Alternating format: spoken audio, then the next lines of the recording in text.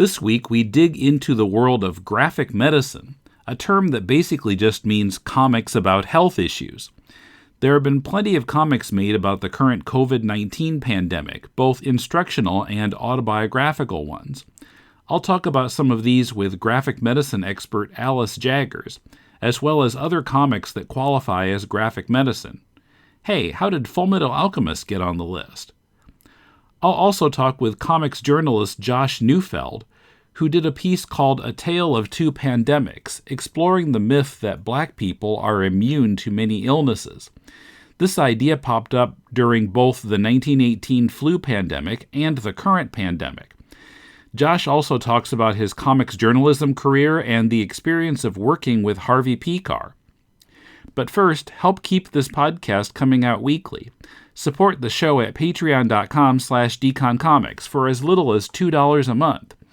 With your pledge of at least $4 a month, you can access hours of bonus podcasts, including an issue-by-issue discussion of The Amazing Spider-Man by Lee and Ditko. Pledge your support now at patreon.com/deconcomics. This is Tim, and this is Deconstructing Comics.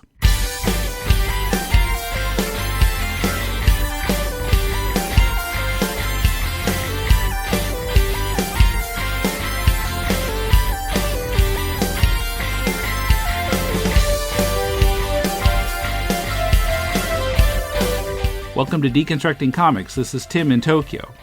Let's go straight into my talk with Alice Jaggers about graphic medicine. All the links you'll hear us reference are in the show notes. Okay, I'm now on Zoom rather than Skype. Zoom is kind of unusual for this show, but I'm talking with Alice Jaggers, is that right? Jaggers, yes. Yeah, so not just one Jagger like Mick, but multiple Jaggers. Mm-hmm. Okay, great. And you're in Dallas. Yes. So tell us who you are and what you do.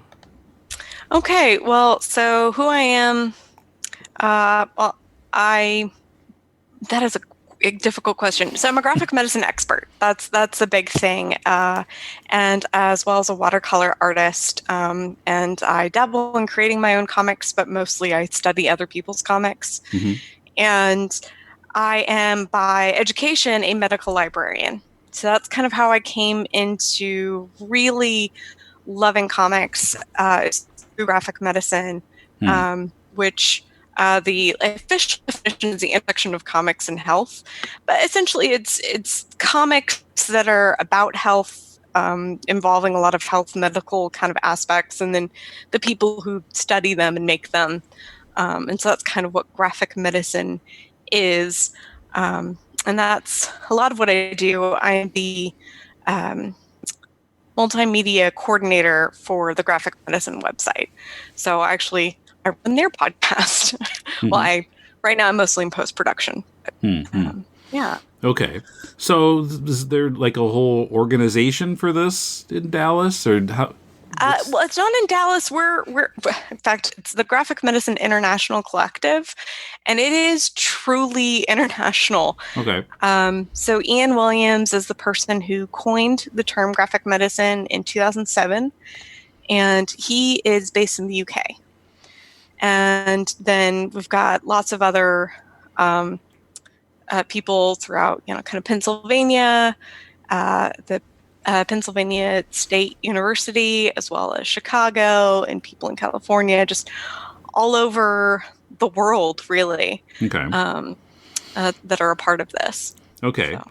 Now, I understand you were not much of a comics reader until you got involved in this. So how did you get to this point?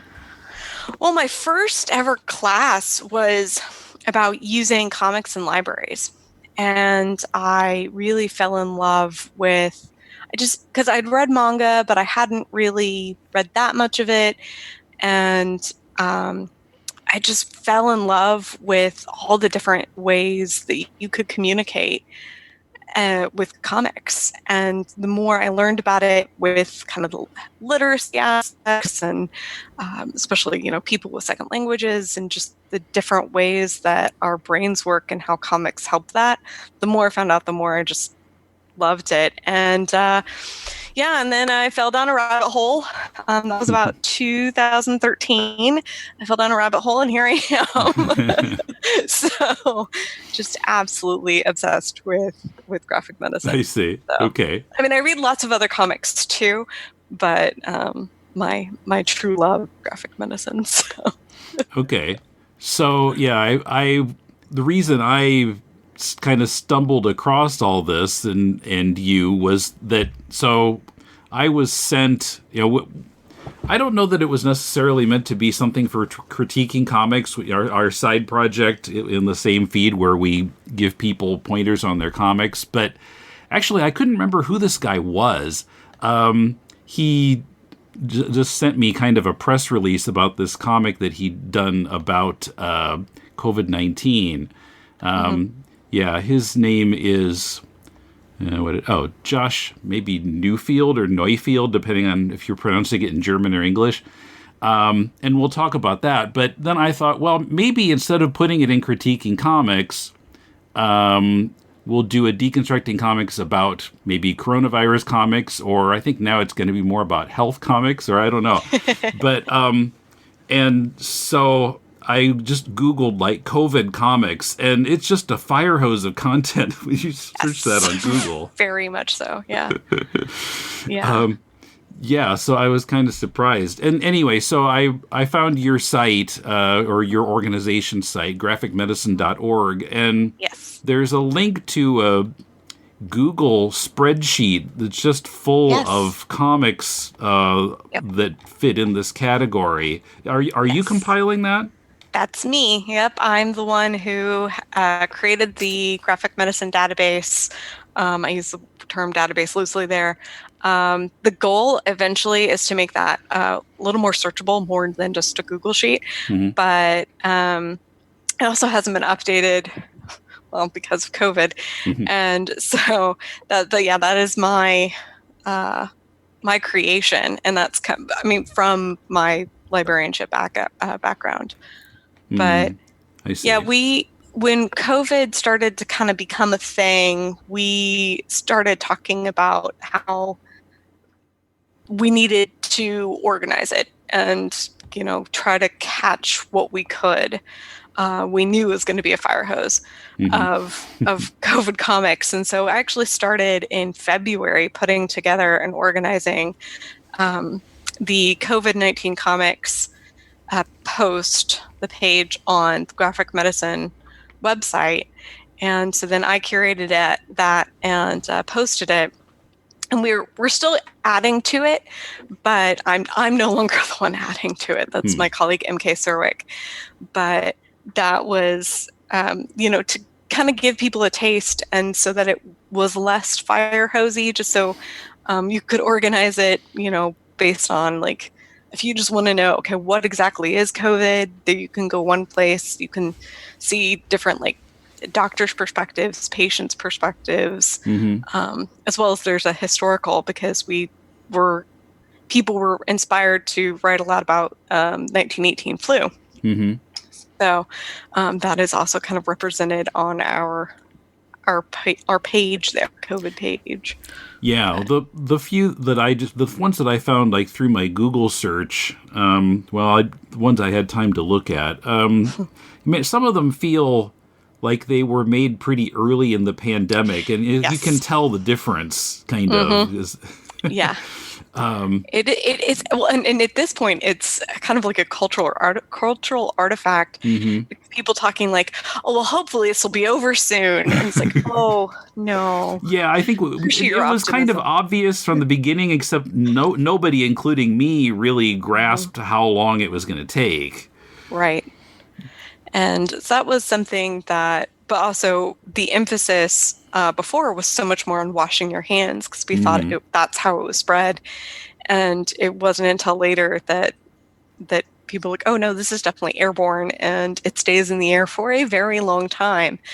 And as more of that research, and you can kind of see the comics come into that. But it's interesting to kind of see the differences of the comics that came out in March and April and May versus what's coming out even now. So fascinating. So, looking at your database, what popped out at me was Fullmetal Alchemist is on here. Yes. So Yes, it is. we're doing a whole separate podcast about that manga chapter at a time. And so for the health concern social issue column, it says grief, mental health, and disability. And certainly all those things are in there. But I mean, apparently they're handled well, I would assume, if they're on this list. So whatever you can say about that, talk about that a little bit. Okay, yeah. Well, so when you mentioned to me that you wanted to talk about Fullmetal Alchemist, I had to kind of cull down because I could seriously probably talk for about 2 hours, ish about Fullmetal Alchemist and how it's graphic medicine. But one thing is, so a lot of it centers around Alphonse and Edward. So Al and Ed, that with their disability, one having an arm and a leg missing, and of course Alphonse not having a body, which is that's unusual disability. Is very unusual. But the fact that they then achieve despite that, despite being different, and that even their differences are sometimes enhancements, and that's the kind of thing allows Alphonse to hide kittens in his armor. So that's one thing, and of course they're also their grief over their mom, especially since they're very young as they lose their mom, and do things that children should probably not be dabbling in. Adults shouldn't really be dabbling in, but definitely not children. But the other thing that is really remarkable to me is medical ethics and scientific ethics. And I'm kind of thinking, well, for the Shao Tucker, which that episode. And the we just covered that. The other thing is, five. I'm not quite sure what you guys have covered, so I was like, we've got the first 5 chapters out, and that's chapter 5, and that's the one that I think we both said. This is when we said, "Oh, this is what this comic is." Okay. Yes. Very dark, but also just, clearly bad ethics. That's but also Dr. Marco, and beyond that, just the other scientists and health people that were using the Ishvalans, the minorities, for their scientific experiments, their health experiments, and how problematic that is, but also that reflects, the world. Japan, when working on doing experiments against Koreans, and of course the United States with Black people and Native Americans and all sorts of taking advantage of the people who don't have as much power to do things that are bad. But then you also have plenty of bad medical professionals in Full Metal, and also you've got some good doctor representation with the Rockwell doctors and what they're doing. And so I do think that that's kind of, that's, again, I could talk for a very long time, but just the Maybe way we need to have you as a guest on our Fullmetal Alchemist show. I don't give a guess. Oh my gosh, I love that manga and the anime. Oh my gosh, yes. Anyway, but yeah, when you said that, I was like, I don't know if he knows that that I am actually a fan, a very big fan of her work. But so that's kind of, but those are my highlights. I see. What it brings to the table. Yeah, great. Well, that's such a great comic in so many different ways. Oh, but, yes. We'll be getting into that on our other show, The Law of Equivalent Exchange. Yes. Yeah. So just a couple of the things that I found in my Google search. Now, this is from October. The Lancet had an article about comics and COVID, and pointed out that there are some medical professionals who make comics. But most of them have been too busy dealing with the pandemic to actually make any comics. But do you know of any that have been made by? Yeah, for sure. Well, so one is In fact, I was kind of noting down some of these. Like, so on Twitter and Instagram, she is Shirley Whirl MD. And she I remember, I saw does, she does some stuff about that.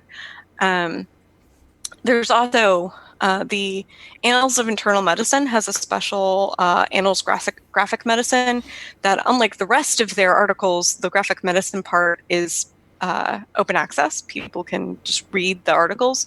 And they have a regular Dr. Grace Ferris.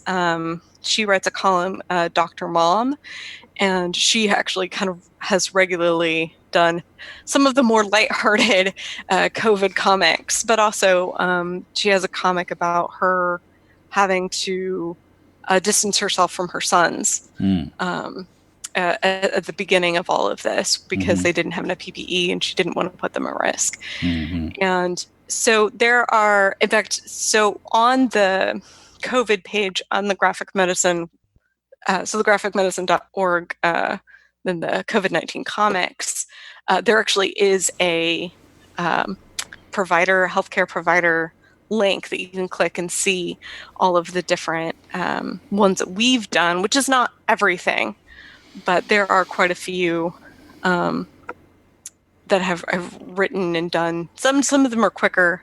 I know that Dr. Jack Maypole, who's a pediatrician, does quick little comics. And the other thing too is if for finding those, a lot of them, not all of them, but a lot of them, like on social media, with the hashtag graphic medicine, you can find a lot of them. Especially right now, most of the stuff under graphic medicine, the hashtag is COVID related, just for obvious reasons.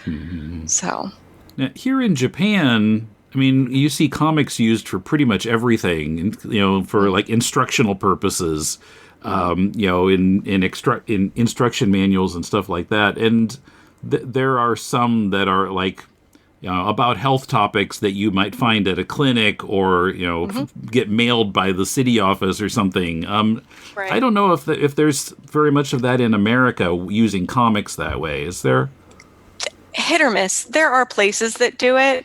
I really wish there were more because we have plenty of evidence too that what Japan is doing is good. The fact that, especially in a high stress situation, having something like a comic can really help you, especially, to refer to later because, you go out and you're, what did my doctor just say? Or what am I supposed to be doing here? I don't even know. And then the comics. So I really wish it were more prevalent. I know that there are examples out there in the US and the UK, but it is not near as prevalent as, especially in Japan.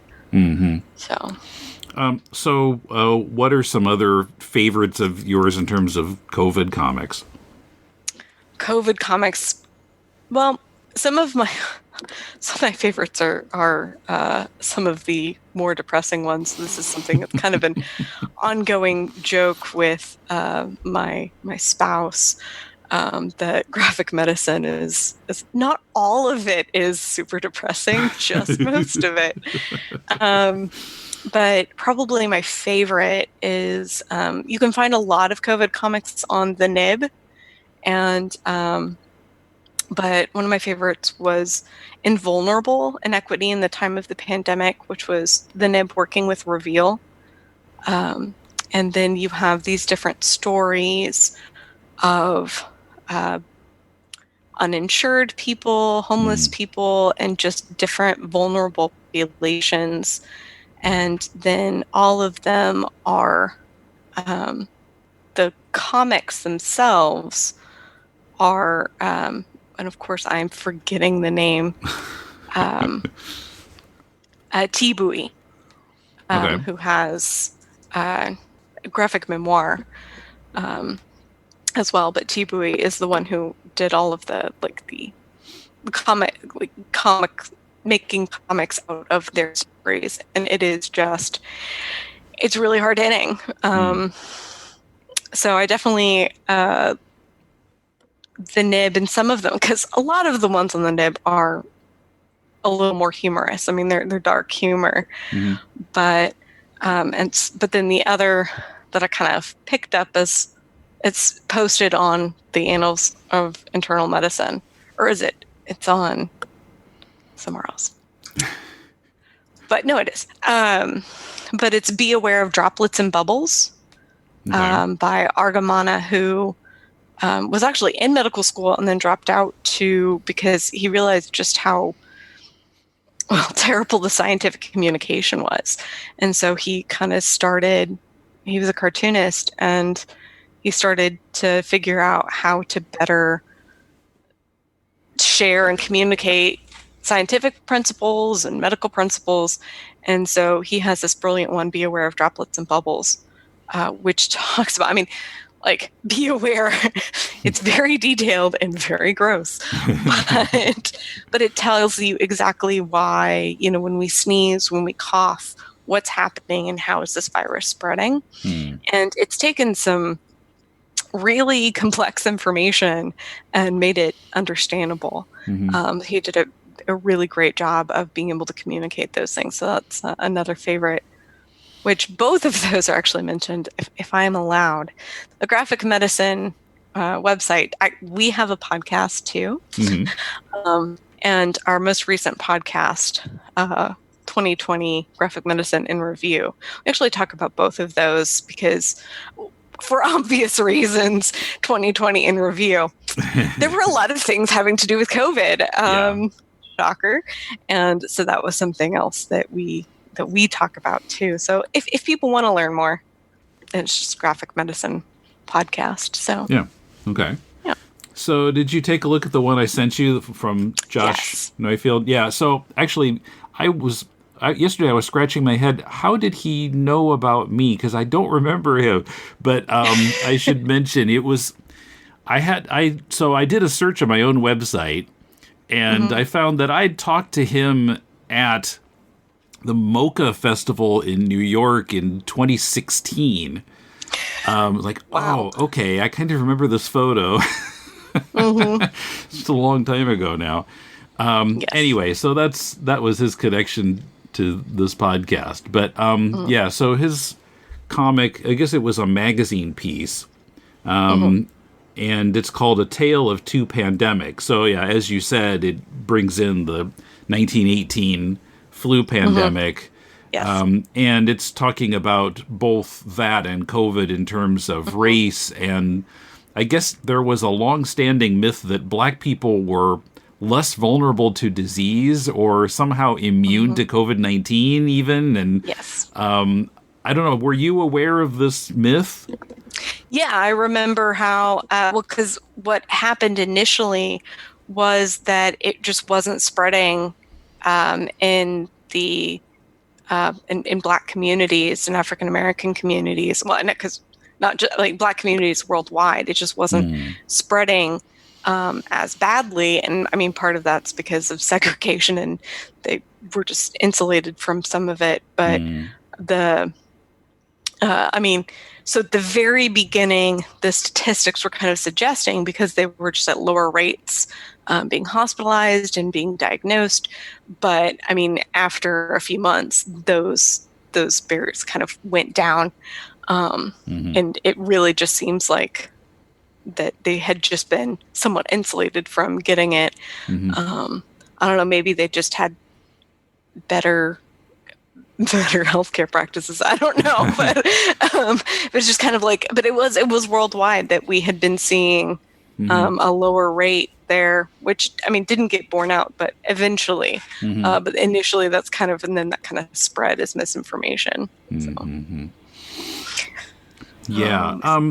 This is a kind of a minor thing about that comic, but I just wanted to point this out. So, Josh includes there's a bar graph showing COVID mortality rates by race, and it ends up, the black is the highest one, but he looks at that bar graph from an interesting angle. It's not straight on; it's looking down on it, and so the black bar, which is the highest, looks like it's coming right up into your face. It really kind of emphasizes that it's like you're looking down on skyscrapers, and that one is the closest to you. Yeah, no, that definitely leaps out at you. that giving that sense. Yes. But he did this. It was, I guess, originally based on an article. Let's see, what did I do with that? Now I'm the one searching through my notes. An article that appeared in the Annals of Internal Medicine, and then he also interviewed the authors of that article and added some other information from elsewhere too. It's as much about racism as it is about COVID, but it's definitely in the graphic medicine area. Yeah. Well, and the racism found in the medical field, not just in the United States, but worldwide, is something that's that comes up as a topic in graphic medicine. Probably more, it probably should show up more than it does, but it definitely shows up. Because I mean, it's a factor. It's something that's real. So, yeah. Okay. Besides COVID, just more in general, what are some other good graphic medicine comics? Okay, so you've got the next 5 hours slated away for me to talk about graphic medicine, right? No? Okay. No. 30 minutes. So graphic medicine is, it's a favorite of mine. For those that are looking for a book that's going to have more information about graphic medicine, there's a graphic medicine manifesto. Oh, okay. Which they called it a manifesto because they wanted to have information out there, but it's supposed to be like a fluid thing, and kind of bend with the times of what the definition and, capital D definition of graphic medicine really is. But so that's definitely a good place to start. But in terms of books, because that's one of the things that I mean, most of them are kind of like a graphic novel kind of length. And my favorites are Taking Turns by M.K. Serwick. And with graphic medicine, her name will come up a lot, M.K. Serwick. That and Ian Williams, those names come up a lot. They are people to follow if you're interested in that sort of thing and interested in graphic medicine. But her book, she was a nurse during the HIV/AIDS epidemic in the 80s and 90s. And, well, I guess 90s and 2000s is when she was the nurse. And she was in Chicago, and she was in an AIDS ward. And so it's graphic memoir about her experiences there. Really, again, Rosalie Lightning is probably my favorite in terms of the impact. So that's by Tom Hart. And it is talking about the grief after he loses his 2-year-old daughter. Wow. And so, and a lot of these people they're cartoonists that then have something happen to them. And so then they create a graphic memoir. That's a lot of what graphic medicine is. Or like the ones that you found on my graphic medicine Google sheet. But it is a really difficult read. If you have a 2-year-old or, have small children, maybe wait for a little while before reading it. But it is very impactful. It's just a beautiful book.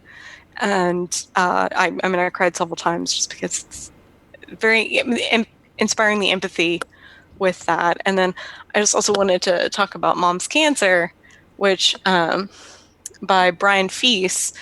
And so that's kind of a caregiver perspective. And he's talking about his mom as she goes through a lung cancer diagnosis. And he initially had it as a webcomic, and then it got published. And they made him take it down, but off of the web.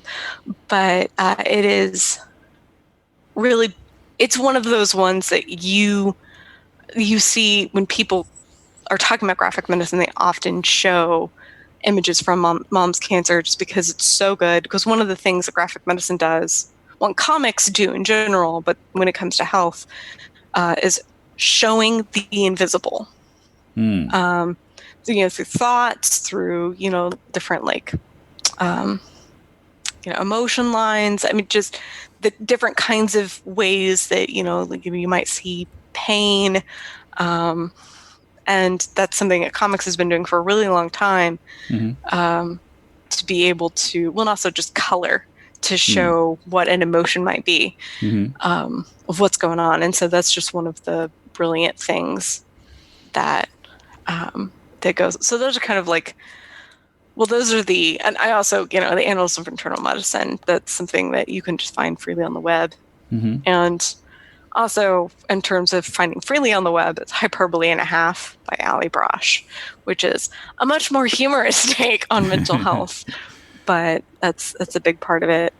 So, I see Love and Rockets is on this list. Yes, just in general, the whole thing. Well, yeah, because to go into detail about which ones and which things is quite an undertaking, because it's just the certain ones that have the themes of, especially with grief and just mental health issues, that sort of thing. So, yeah. Did anything from Marvel or DC get on this list? Okay, we actually have a resident Marvel DC person who has now started to kind of get us up to speed. There is something on that list, which is All-Star Superman, because it's when he, I guess, basically gets cancer from the sun, and or from a sun, and and so that's kind of like an interesting thing, because it's Superman who has an illness and is like, oh my gosh, I'm deteriorating and I have this chronic illness. What do I do? And he's Superman. But I mean, there definitely are. There's also, is it called the Oracle Code, which is a more recent DC having to do with Batgirl. Okay. And she, let's if I can remember, because this one I haven't read, but I know about, where she ends up in a wheelchair and is coming to terms with her new normal, but then also is, uncovering conspiracies at Arkham Asylum. So, I mean, but those are the kinds of things that definitely grief and mental health are big things in a lot of Marvel and DC comics, especially as more of them, any of them that are kind of dealing with like the PTSD aspect of I can't save everyone, or that those are all kind of graphic medicine related. Yeah, that kind of thing has popped up in Spider-Man many times over the years. Yes, indeed. But those are the kind of thing that it's hard enough for me to keep up with stuff that's not coming out of Marvel and DC. It's coming out weekly and so much. Talk about a fire hose of content. Yeah, indeed. But because a lot of the stuff too that because I'm looking at like trade paperbacks, I'm looking at the trades, because that's what libraries, and that's the angle that I came into this from is from a library kind of perspective. And so you don't generally have the true comics, you have the trades in libraries. But okay. Urasawa's Monster is on here too. It's another manga that we've covered on this podcast many years ago, but it's been a while since I read it. I'm not quite remembering what it was, like kind of, murders in the past or something. See, that would be okay, let's see if I can find this, because that's yes. So Monster, it actually it is a doctor or health professional, Dr. Tenma. Oh, that's right. Yeah. And so then something happens and is accused of a crime. And then he does a lot of somewhat unethical, because he continues to treat people despite the fact that he no longer has a license to treat as a doctor, but he goes ahead and kind of treats people. I need to finish that actually, but So one of the ones that I started and then never finished. So I need to finish that. I finished it, but it's been like a decade ago. I have to go back and look at it again. Okay. Well, yeah. So another big manga one is Blackjack. Oh, okay. Yeah, another doctor doing manga, sometimes really impossible stuff on the surgery table. But yeah, and there's plenty. There's so much, because that's another place that we are somewhat blind, and I have an interest, like that I've read some manga, but other than that, like I can't keep up with all the stuff that comes out by myself, and and I know there's so much that's health related. Although there is a sister, we have several sister sites now. We have one in Spanish, which is based in Spain, but we have a new one. It's actually Japanese, and so it's a lot more manga focused. So. Okay. But the site itself is in Japanese, so I have not read much of it because I am unfortunately unable to read katakana or hiragana or kanji. Yeah, exactly. Okay. Unfortunately. Yeah. And I see I Kill Giants on here too from Joe Kelly. Yes. That's an interesting one because you can read it in different ways. Like, is she really seeing giants, or is it like just an emotional thing? The big thing is the spoiler at the end. And that's, in fact, I had my sibling talk to me and was like, "This is a good one. I'm not going to tell you how it's graphic medicine because that might spoil some things." But so that's kind of the spoiler at the end. Okay, I'll have to read it again. Why? Yeah, well, because it's the why of the literal giants. Whether they're literal or whether they're in her head, but like why they are showing up now. And that's what's graphic medicine. And so it's a little bit of a spoiler to even call it graphic medicine, but I mean, it is. So They say.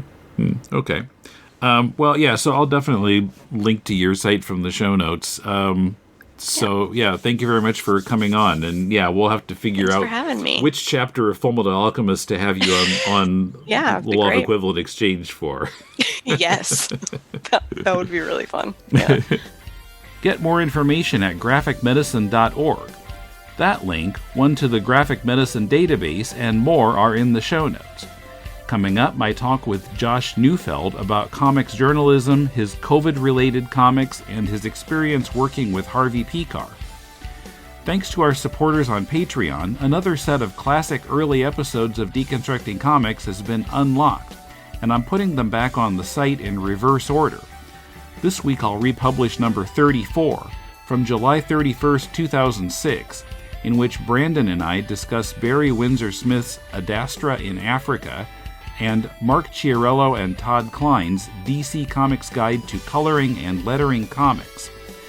Find the classic Deconstructing Comics episodes on our Facebook and Twitter feeds by choosing the earliest months listed in the sidebar pull-down menu at deconstructingcomics.com, in publicly available posts on our Patreon page, or in the Patreon smartphone app. Classic episodes have been unlocked back to number 31, so only 3 more classic episodes will be re-released unless we meet our next Patreon goal, unlocking 15 more classic episodes. Check out all our goals and help us reach them at patreon.com/deconcomics.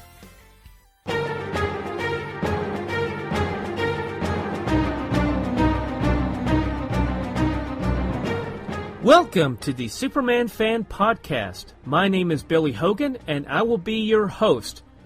Before we begin our journey through the time barrier, please ensure that your red indestructible capes are securely fastened around your necks so that we may all travel safely into the past to explore the Silver Age adventures of the Man of Steel in the pages of Action Comics, Superman, Superman's pal Jimmy Olsen, Superman's girlfriend Lois Lane, and World's Finest Comics.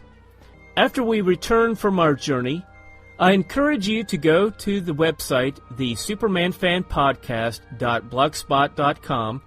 I look forward to have you join me each week to explore the Silver Age adventures of the Man of Steel.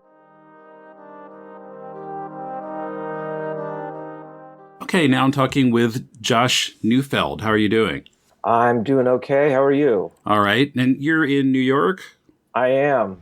Okay. And Brooklyn, I guess New York. Yeah. Well, I saw you actually have a Wikipedia entry. I saw there that you had spent some time in California as a kid, but born in New York and now living in New York. That is true. Yeah, I spent a lot of time traveling around as a younger person with my mom. Mm-hmm. And we lived in San Diego for a number of years and then in San Francisco. And then I ended up back in New York when I was a teenager. Mm-hmm. So I feel like I basically became a person back in New York City. I see. Okay. And yeah, I keep wanting to say, I studied German, so I keep wanting to say Neufeld, but I went back and listened to our recording from Mocha 5 years ago, and you said Neufeld, so I knew that was how you pronounce it. Yeah, but whenever I'm in Europe and people pronounce it Neufeld, I can't really correct them because that is the correct way to say it. Yeah.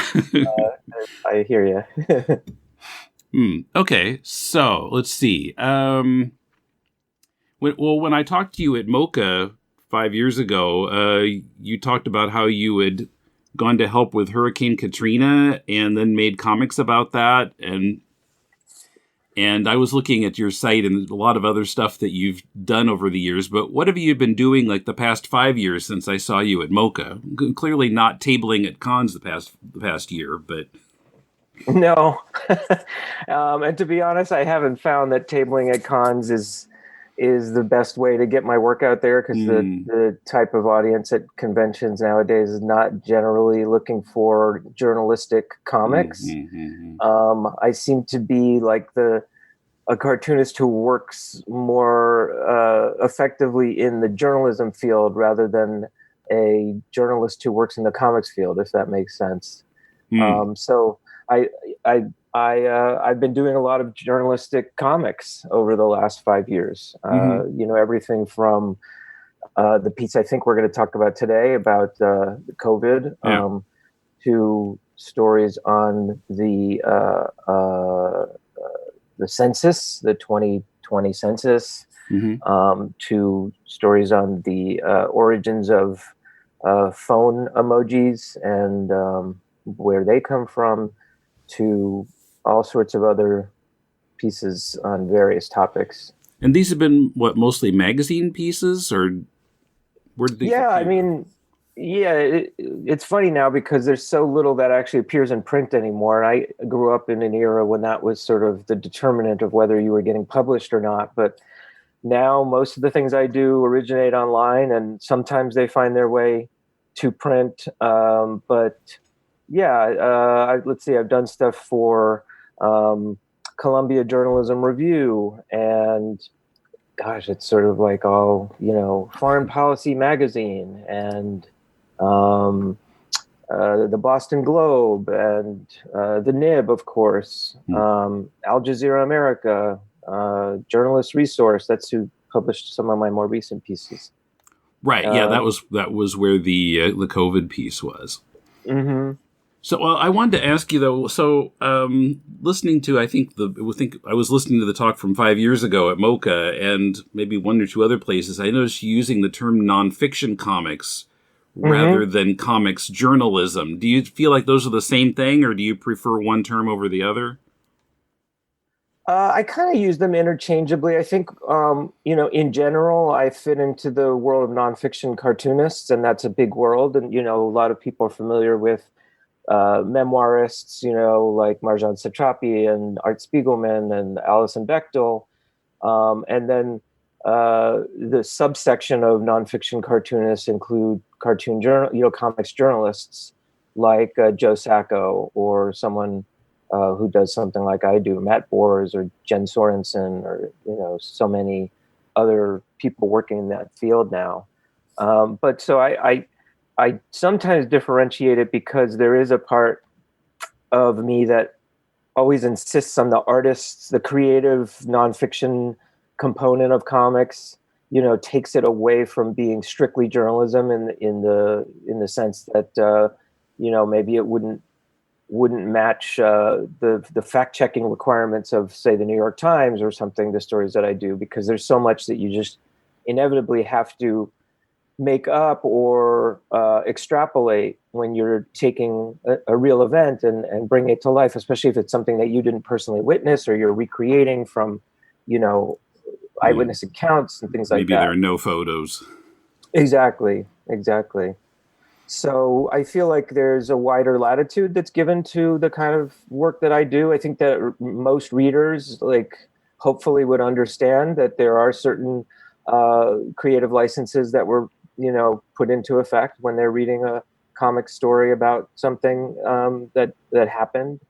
But I try to stick to certain precepts of journalism. I don't combine different characters or make up quotes or change the timeline of events or to where things actually happen.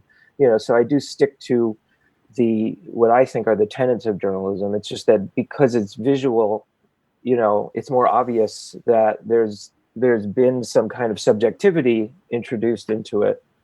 Whereas, of course, in all other forms of journalism, there's also subjectivity. It's just not quite as obvious as when it's drawn by somebody. Mm-hmm. Okay. Now, when I contacted you to be on for this, you mentioned that you were always interested in the graphic medicine field. What's interesting about that for you? I'll be honest. I have more of a curiosity about, or an interest in the fact that this has become such a persistent phenomenon. I remember when the first conference of graphic medicine was held, maybe 10 years ago, I think, at the University of Toronto, and it was a special conference just devoted to comics and narrative medicine. And at that point, I didn't even know that there were, other than a few books like Harvey Pekar's Our Cancer Year or Cancer Vixen, books like that had told the story of somebody, in comics form of their journey through the medical establishment. But then to see that every year that conference now has continued to happen and is moving around, and that there's a whole field devoted to it is just really interesting to me. I guess I'm interested in the field of narrative medicine. I still don't really get why it's so popular and prevalent. But I think it's just because it hasn't been properly explained to me. I am fascinated by the fact that, that this is there's a comics subsection of that which continues to proliferate also. Right, yeah. So I just talked for the first half of this episode to Alice Jaggers, who's an expert in graphic medicine and has compiled this whole Google spreadsheet full of comics that fit that description. And, some of them are ones that I wouldn't have expected, like Fullmetal Alchemist. I'll bring this up again. The manga. But, because it deals with grief and some other issues, she included it in her database. So, just any fiction that's in comics form that deals with something that's health or even psychological, it fits the description, I guess. Okay. All right. It's almost like there's a description that was invented for something which already existed. Yeah, well, because when I first stumbled across this term just like last week, I assumed that it was more like somebody sit down and say, okay, I'm going to do something about this particular issue, and it's nonfiction, and maybe it's just instructional, maybe it's a free pamphlet that's in comics form, but no, it includes some things that were published for entertainment and, are fiction more or less maybe, but deal with actual health and psychological issues. So, yeah, it's a bigger thing than I thought it was. Okay, so of course the biggest story of the past year was COVID-19, and so it was probably inevitable you'd make some kind of a comic about it. But why did you choose the subject you did in A Tale of Two Pandemics? Well, to be totally honest, that was an assignment that was given to me by my editor at Journalist Resource that I had been, the organization they're out of Harvard University, and I'd already done some work with them. So I'm kind of like on retainer, I guess, as their resident comics journalist. But it was something I was talking to the editor about, before we actually decided to do that. Like, we had talked about doing other COVID-related comics pieces, and I had previously done a piece earlier that summer about my brother, who works as an emergency manager at a cancer hospital, and what his experience was like during the first wave of the pandemic. So it was definitely something I was, attuned to and wanted to do something about. But then when I talked to Carmen Nobel at the Journalist Resource about doing this story, we hit on the idea of taking this piece that had been written in the Annals of Internal Medicine by 3 doctors about COVID and comparing it, especially in relation to race and the way it affected the way it's been so much more deadly for African American communities, and comparing that to a similar thing from almost exactly 100 years ago with the Spanish flu pandemic, and the way that Black communities and Black doctors and medical establishments reacted to what was happening in that time. So we had this frame, which was a piece by the 3 doctors in the Annals of Internal Medicine and their story of the pandemic, and comparing it to the Spanish flu. And then I kind of took it from there and sort of went off in other directions. And I kept tying it back to their original story, but I really wanted to talk about, stuff that was happening as we were working on the story, in effect, including like Black Lives Matter protests and a lot of the other social justice issues that were coming up over the summer. Well, and I had not been aware that there had been this long-standing myth that somehow Black people were more resistant to disease. Was this something new to you when this topic came up? Yeah, so that's sort of the foundation of both of the pandemics. The Spanish flu one, and going back even further than that, was this idea that Black people were somehow immune to certain diseases that affected white people, or didn't feel pain in the same way, and all of these other ways of sort of separating, the races, when it was convenient for white people, the people in power, to use Black people as guinea pigs for various medical, experiments and stuff. We could say that they don't feel pain the way we do, or that they are immune to these things, and so that they can serve as nurses for us, So I was aware of that history, that awful history of treating Black people in the experiments, like the Tuskegee experiments. Yeah. But I did not actually know about this myth of Black immunity, and it wasn't until I read the piece in the Annals, and then started to do further research specifically about this COVID pandemic, and started seeing that early on in the pandemic, in February and March, there were all of these stories going around, mostly within Black social media, that Black people weren't affected by the disease. So it was sort of a self-perpetuating myth that may have played a large part in why so many Black people ended up getting it, especially early on. But of course there were lots of other factors, like the fact that they're often in positions of being essential workers, but not being treated and protected the way that they should, or frontline workers like food delivery people, or working in restaurants and bars, et cetera, et cetera. There's so many ways. There's transit workers. I mean, you could go down the list. But do you know where the idea came from? Because apparently it's more than a century old. I really don't, other than I can only think of it as being like sort of an insidious lie that was used at the convenience of white people, like I said, to try to find excuses to perform experiments or have Black people be put in harm's way, early on. Because like you said, the myth dates at least as far back as shortly after the signing of the Declaration of Independence.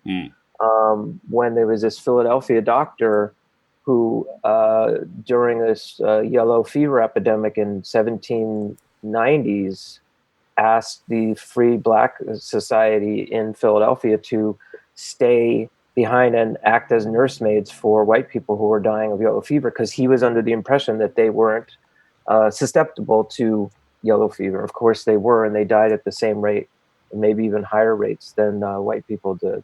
Mm-hmm. So it's just this myth that's perpetuated for centuries. Yeah. Well, and like you, I didn't know anything about it until I started doing the research. Well, and then it's interesting because it was something that, white people could use to serve their interests, but at the same time, for black people, it sounds great, right? Mm-hmm, we aren't going to get this. Yeah, I know. That kind of kept it going too, I would imagine. I would imagine as well. But yeah, unfortunately, nobody is immune to it. No, and as my comic shows, black people were dying at a rate of more than 2 times as high as white people in the early stages of the pandemic, and it's still at an elevated rate, more than 1.5 times as many black people have died than white people. Well, and as I mentioned to Alice, I was really interested in how you showed that bar graph kind of looking down on it so that the black bar is kind of right up in your face. Oh, thank you. Yeah, when you're doing, when you're making comics that deal with charts and graphs and statistics, you always try to find some way to bring it to life and make it dynamic in the way that comics have that ability to do, while at the same time I made sure to keep like the proportions of the graphs equivalent to what they actually were, so it wasn't like that black bar of Black Death was physically out of proportion to the other bars showing the other races and the effects that COVID was having on them. But yeah, it's definitely, thank you for noticing that. Dynamic. Yeah, it's a lot different from looking at it straight on. Exactly. And that's really, I think, gets to the heart of why I do the kind of comics I do, because I want people to sort of be taken out of their comfort zone, or the sort of desensitized state that we get to when we kind of see the same information over and over again in a very familiar way. And I think what Joe Sacco's comics did for me in enabling me to see what the situation was in the Middle East or in the former Yugoslavia, and kind of take these things which seem so far away, or we just hear about on the radio, and it doesn't really impact us. I try to do in my comics to sort of shake people up and have them maybe see something again and feel it, in a very real way. I see. By the way, there's a panel here about Stella Emanuel saying masks don't make a difference. I'm not aware of who she is. Yeah, it's funny because that was an element of the piece that we debated about whether to keep it in or not, because it was one of those 24-hour news cycle things. So back in the summer, this woman, Stella Emanuel, who's a doctor of some dispute, I guess, about how legitimate a doctor she is. But anyway, she was part of a group called America's Frontline Doctors that all showed up on the steps of the Capitol or the Supreme Court, I think. And she declared that masks don't make a difference in the spread of the disease, and she was promoting hydrochloroquine at the same time that the president was saying both of those things.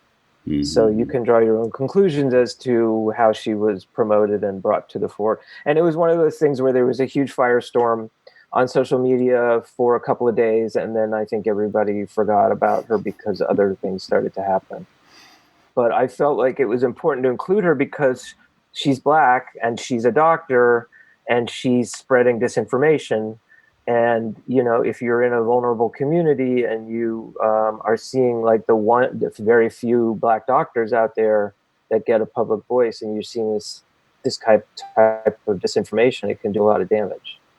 Yeah. You also pointed me to the comic on your site about your brother's struggles gathering supplies for the hospital he works at during the early days of the pandemic. How did that story come about, that comic? Well, again, it was for a comics anthology that was being put together by my longtime buddy and collaborator Dean Haspiel, called Pandemics, and the full title is Pandemics: Quarantine Comics in the Age of Rona, and it's an anthology that raised money for the Hero Foundation, the Hero Initiative, which is a foundation for like retired and indigent comic book creators from the old days. So he was gathering a lot of people doing COVID-related comics, and I, was very connected with my brother who works at a cancer hospital here in the city, and I'd heard stories of, what it was like in that initial stage when things were really, really bad in New York City, like kind of the way they are in the rest of the country right now. Yeah. And knowing, having heard a couple of stories from him about like fear that they were going to run out of body bags and, just being the inability to keep supplies in stock and to have protective equipment for everybody and all that sort of stuff. I was able to get him to agree to be interviewed.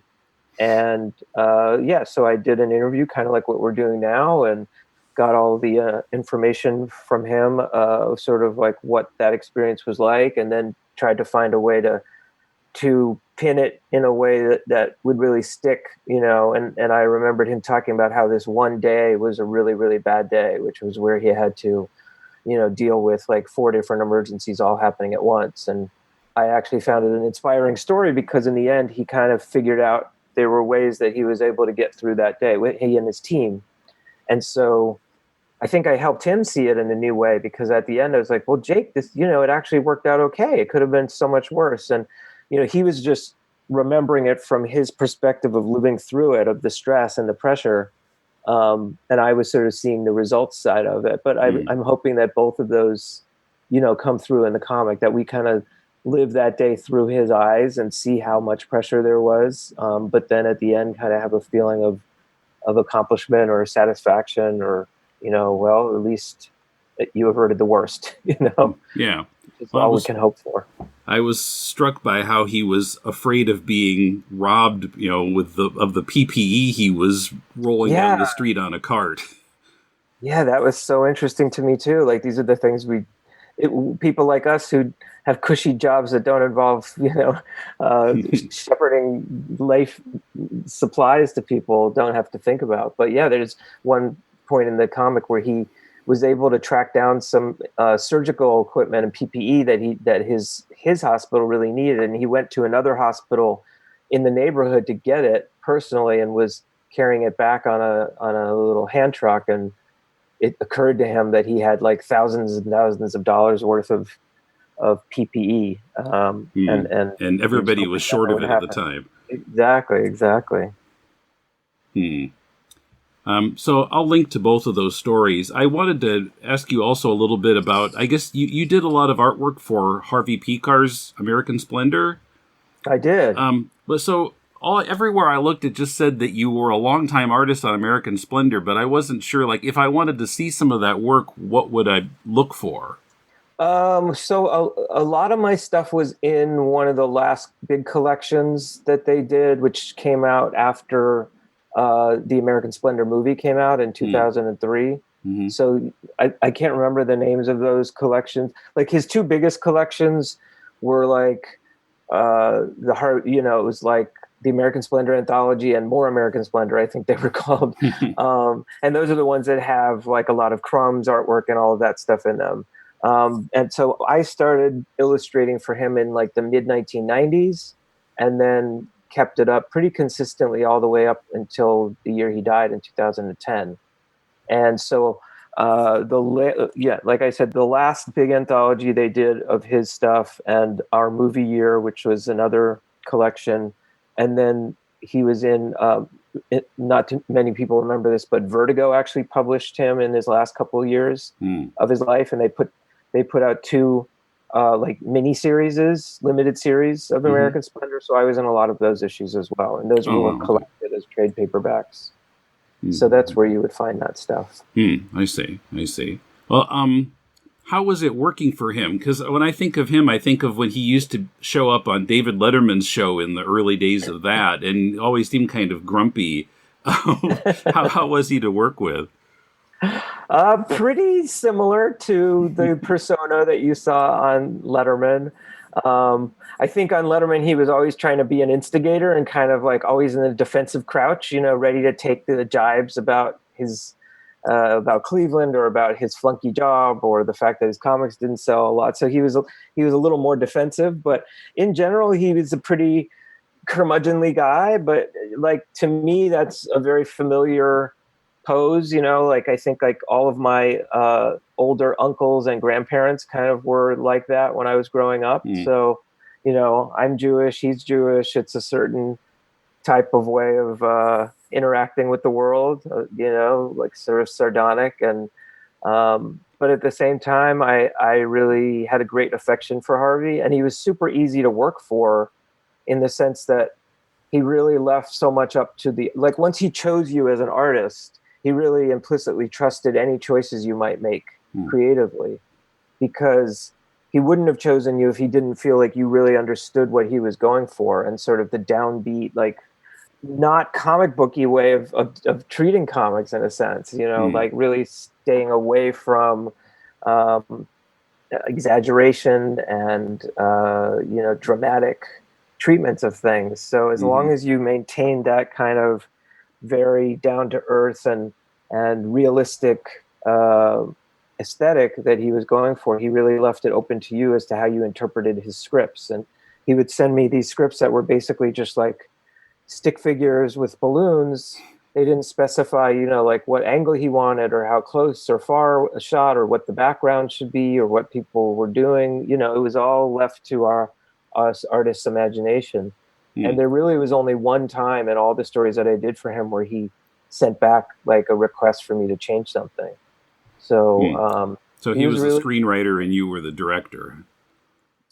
Well, I guess that's one way of looking. I mean, let's say he was the screenwriter who had final cut privileges, which is probably something that never happened in the movie world. But it was a really nice way to collaborate. And I learned so much about writing myself, from being an artist of his and just sort of like appreciating the little moments of life and kind of reminding myself sort of why I chose the path I did in comics as opposed to the more fantastical, over the top sort of style, which is a totally legitimate other way for people to go, but it wasn't my path. Yeah, I was going to ask you what you might have learned from working with Harvey. Talk about that a little more. A lot of it. I mean, it wasn't like I ever sat down with him and asked him what his process was like, because it was clear that he didn't think about his stories that way, or at least he wanted to maintain the sort of the front that these stories were just sort of like, this is the way things happened, but as I started writing my own autobiographical stories and stuff, in homage to him, as I was illustrating stories for him, I was also starting to write my own stories and learning how to write. I would always kind of come back to his perspective. And like I said, that obsession with the little moments and finding the joy or I don't even want to say epiphanies, because I think he tried to avoid stories that had like easy epiphanies to them. But that attention to detail, that interest in other people and the particulars of different personalities, the way people talk to each other, and it feeling not overly staged, all of those kind of things, I guess, affected my own instincts as a writer as I started to develop my own way of making nonfiction comics. But I don't think most people who would read my comics would draw that connection between us, because I do, tackle topics that have a lot more things happen in them. I mean, the whole thing about Harvey Pekar's comics was that very rarely did like any action happen. It was much more about people's interactions or having an emotional response to something, or just the frustrations of daily life, or what it's like to be a working class schlub and not someone on top of the world. and my stories, especially as I've tended to do more journalism, have focused on like traumatic events or big moments like Hurricane Katrina or COVID or refugees from Syria. So like they do tend to have a little bit more inherent drama to them. Well, what is your process? Like when you're approaching a topic to do a comic about it, how do you approach it? Well, first of all, I ask myself, is this a story that would translate into comics form in an effective way? And by that, I mean, does it have elements that will be visually compelling, or have a character who really will stand out and enable the reader to throw themselves into that persona in a sense and have the experiences that these characters are having. So that's sort of the first question that I ask. And then so that means that a lot of stories which come across my desk or are proposed to me or I think about doing, I just end up deciding aren't going to really work in comics form, and that they would work better as a radio piece or as a magazine article or as a story on the web with a lot of photos, something like that. But when I do decide to tackle a piece and translate into comics form, I guess I act like a journalist, first of all, which is I really try to do as much research and reporting as I can. So I usually really dive into that. And, whatever the topic is, just sort of try to immerse myself in it so that I'm conversant in it and with the experiences of the people who it happened to. And then, of course, I try to find, witnesses and subjects and people who were there, so I can do some original reporting to add to the story. And like, for instance, when I did the book on Hurricane Katrina, I chose 5 different people who had actually lived through the hurricane in New Orleans. And I went down to New Orleans and I interviewed all of these people. I didn't find them until 2 years after the storm had actually happened. So I was going down there to kind of reconstruct what their experiences had been like.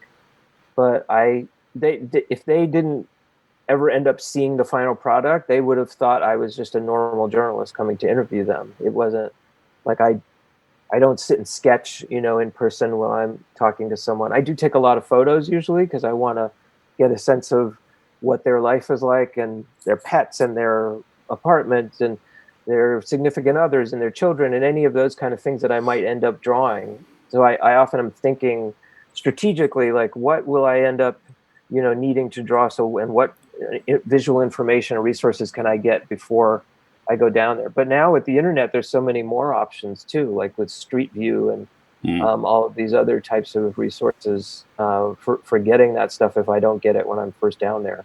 Mm-hmm. So you asked me what my process is. So that after I've done all that initial reporting and everything, then I actually sit down and I write a script, like as if I were going to be handing the script off to another artist to draw. That's just a particular way I do it. I almost write like a prose piece first, and then I sort of break it down and turn it into a comic script, with panel descriptions and captions and word balloons and all of those kinds of things. And once that's polished, and if I have an editor, I've gone back and forth with them a bit about what they think is missing from it, or what goes on too long or whatever. I've even had read-throughs, with other projects I've done where we've done a dramatic reading of it to sort of feel that if it flows. And then at that point I'm thinking about like, well, what are the major moments on each page that really need to be pushed to the forefront? Like I like on every page that I draw to have at least one panel that really it catches your eye or takes up more real estate or really has an impact. So I'm thinking at that point almost in a fictional way, or like making a movie out of what these real events happen. And again, without changing anything, without fibbing about what actually happened, I am trying to give it as much inherent action and drama as the actual facts will support. I understand you're also doing a podcast. Tell us about that. Yeah, so Dean Haspiel, who I mentioned before, who I went to high school with, so I've known him for more decades than I want to admit to, and we did a comic together for many years called Keyhole, and we both were illustrators for Harvey Pekar, and Dean actually ended up getting really close with Harvey and illustrating Harvey's origin story, The Quitter, which was published by Vertigo some years back.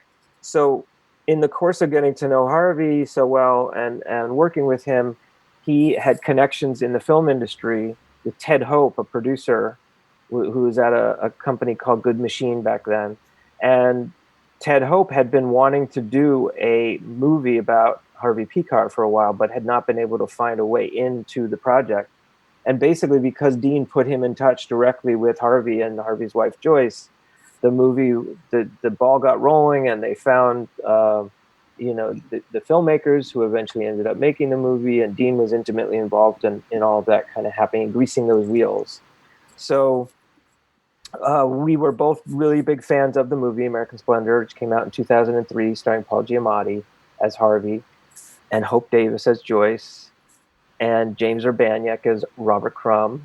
And if any of your listeners have not seen the movie, they should definitely go out and see it, because it's such an unusual movie, because it combines actors playing the characters. It has documentary footage of all the real people in it. It has animated sequences. It takes all of the scenes, all of the great moments from Harvey Pekar's stories, and weaves them all together into a narrative. It's really an unusual and interesting, fascinating film. So Dean and I came up with this idea of doing a podcast about the movie, using the movie as a springboard to talk about like all of the things inherent of Harvey Pekar and of being cartoonists and us growing up together. So basically we break the movie down into chunks and we talk about each scene. It's called Scene by Scene with Josh and Dean. It's available on all the podcast platforms. And basically we go through the movie scene by scene in order, talking about that scene and sort of, like what were the origins of it? Which comic did it originally appear in? Who was the artist who did that? At what stage in Harvey's life was this? How did they have to move some things around, chronologically to make it fit within the parameters of the overall story? We talk about the performances. We interview a lot of the people involved in the film, including the filmmakers themselves and the producer and people who worked on the music and some of the actors involved. And of course, we talked to, we couldn't talk to Harvey because he had passed away, but we talked to other actors who were in the film and real people who were in the film and who also were played by other people. So and like I said, a lot of time is also spent talking about our experiences working with Harvey, drawing stories for him, what Dean's experience was like, being involved with the film in various ways. We interview other artists who worked for Harvey. So it's a deep dive into Harvey Pekar, a deep dive into the movie American Splendor, and a deep dive into the life of professional cartoonists. Okay, I haven't seen it either. I'll have to take a look at it. Yeah, if you haven't seen the movie, definitely.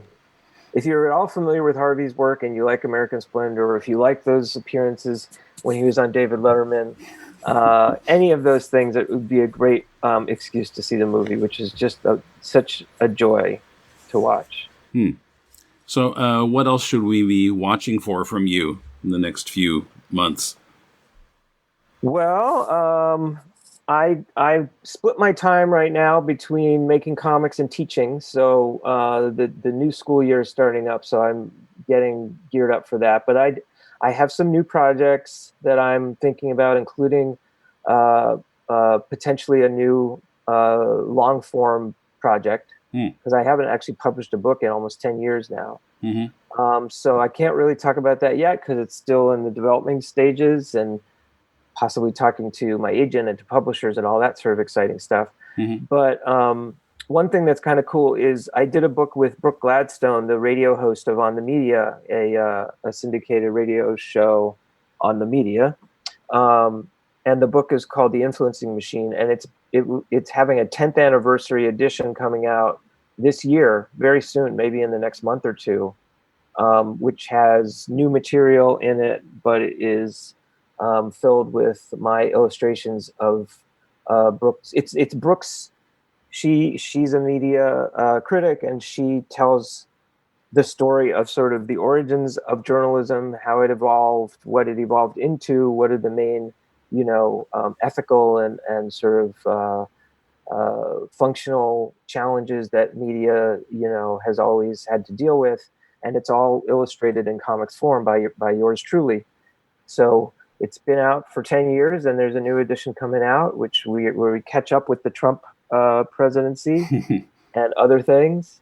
And so people should take a look for that if they don't have the original version, or even if they do. Okay. All right. Well, thank you for coming on the podcast. This was good.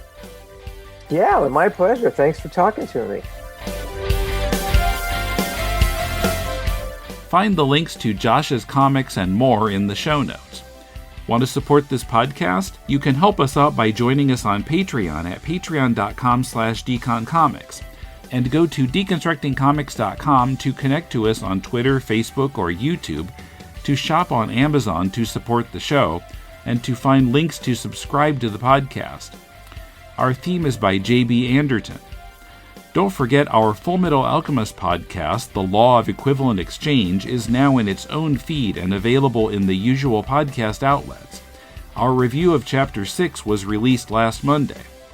If you're looking for some constructive feedback on your comic, send it to us and we'll critique it on our spin-off podcast, Critiquing Comics. Send it to mail@deconstructingcomics.com. We'll read at least 30 pages of it and critique it on the show. Next week, Kumar and I discuss the latest from another comics journalist, Joe Sacco. It's called Paying the Land and explores the history of the interactions of the Dene people of Canada's Northwest Territories with the Canadian government and with the oil and mining industries, the serious problems caused by this, and what the way forward for the Dene might be. Finally, I've set up a GoFundMe campaign to help me move, to get away from an apartment I've developed an allergy to. Getting a new place in Tokyo is quite expensive, so I'd appreciate your help.